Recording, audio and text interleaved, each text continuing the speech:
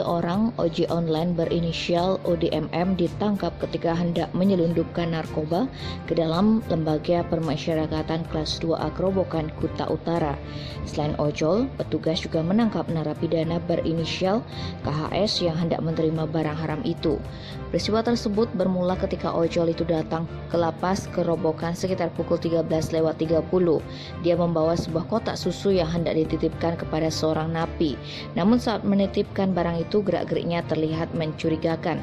Petugas lapas akhirnya memeriksa secara intensif kotak susu bermerek Precision Flag tersebut. Ternyata di dalamnya ada 2 plastik klip berisi kristal bening yang diduga sabu.